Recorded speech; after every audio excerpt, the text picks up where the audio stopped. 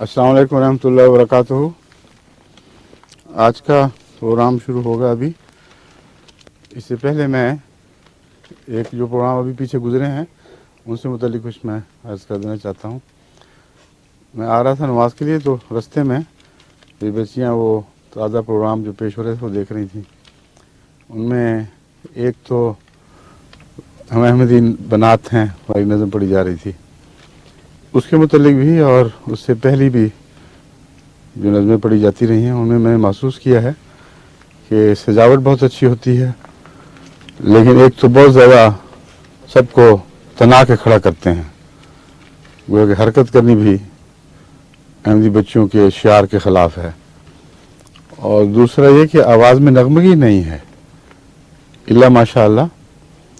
वो समझते हैं कि म्यूज़िक बंद हो जाए तो नगमा भी बंद हो जाता है, आवाज़ में सोच भी नहीं होना चाहिए, उसकी तरज भी नहीं अच्छी निकलनी चाहिए। ऐसे प्रोग्रामों से पहले किसी ऐसे साहिब ज़ौक़ शख्स से नगमे की तरज निकलवानी चाहिए जिसको इस फ़न की महारत हो, जानता हो कि नगमा होता क्या है। आवाज़ में जिसे म्यूज़िक कहते हैं, यानी दूसरी म्यूज़िक के बगैर भी आवाज़ में बहुत म्यूज़िकल एहसास पैदा, म्यूज़िकल नोट्स दाखिल किए जा सकते हैं। तो बहरहाल कोशिश लजना कर रही है, बहुत अच्छी कर रही है। एक उसके बाद बच्ची आई थी, उसकी आवाज़ निस्बतन अच्छी थी, और लेकिन दूसरे मिसरे के जो दो शेरों में से जो पहला मिसरा उसको उठाते वक्त कुछ थोड़ी सी बेचारी कमज़ोरी दिखाई जाती थी, मगर अमूमन अच्छी प्यारी आवाज़ थी। उसने आती अपना तारुफ कराया था कि आई एम अहमदी नासरात। तो इनको बेचारों को ये भी नहीं पता कि नासरात जमा है, आई एम मेंबर ऑफ नासरात चाहिए था। तो रफ्ता रफ्ता ये आ जाएगा इंशाल्लाह। इसका ये फ़ायदा हो रहा है कि हमारे जो बाहर के मुल्कों में पैदा होने वाले बच्चे हैं वहीं बढ़ रहे हैं, उनको अल्लाह के फज़ल से उर्दू की तरफ बड़ी तवज्जो हो रही है। और हज़रत मसीह मौऊद अलैहिस्सलाम के कलाम को लोगों से, अपने बड़ों से पढ़वा कर सुनते हैं, उनको याद करते हैं, उनके मानी पूछते हैं। ये जो आम लहर दौड़ी है ये इंशाअल्लाह ताला हमारे बच्चों की तरबियत में बहुत मुफीद काम सर अंजाम देगी।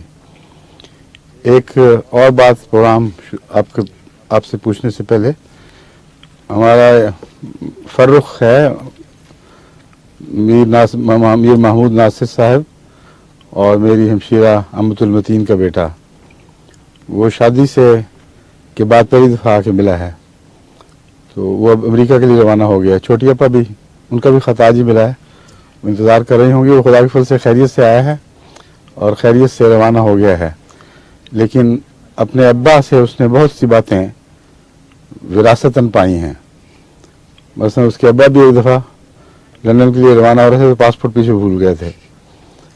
तो अब ये एयरपोर्ट पर पहुंचा, अपनी सारी चीज़ें यहाँ भूल गया। वहाँ से फ़ोन आया और फ़ोन भी लतीफ़ा था कि चलो बाकी रात से ही मेरी चाबियाँ तो ज़रूर भेज दें। तो मैंने कहा जहाँ बाकी चाबियाँ जाएंगी वहाँ बाकी चीज़ें भी तो आ सकती हैं।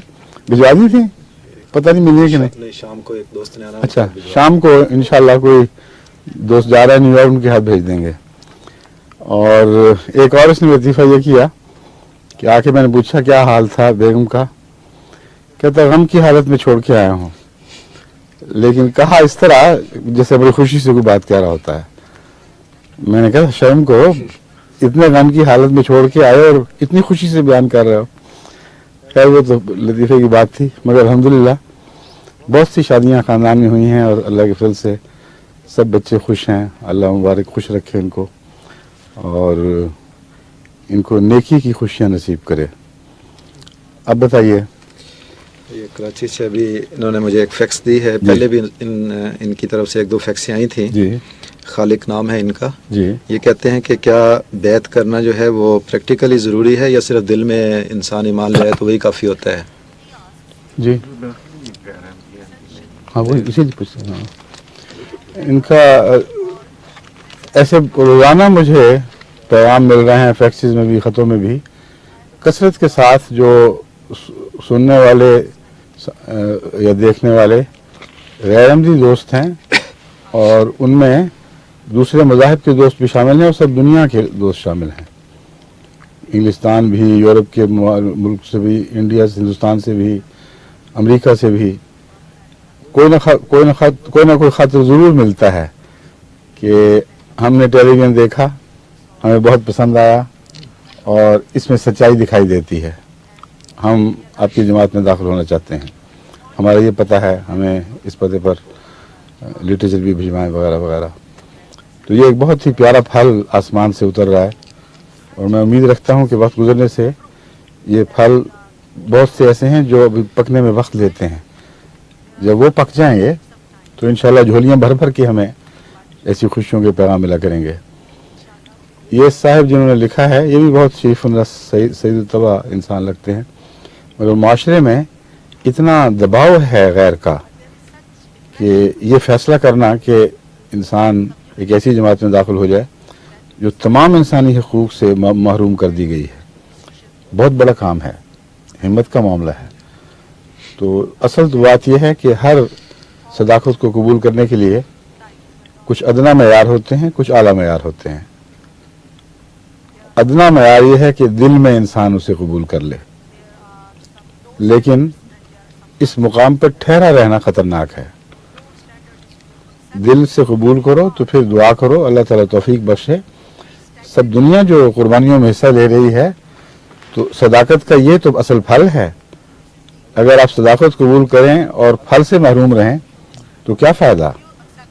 किसी महबूब की खातिर इंसान कोई तकलीफ़ उठाता है तो महबूब की नज़र में ज़्यादा प्यारा होता चला जाता है।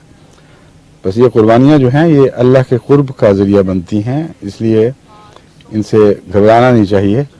लेकिन ये बात बहरहाल ज़रूर है और कुरान से साबित है कि जो अगर दिल में भी ईमान ले आए हो तो अल्लाह के हुजूर इब्तदाई मंजिल के तौर पर इसको कबूल फरमा लिया जाएगा।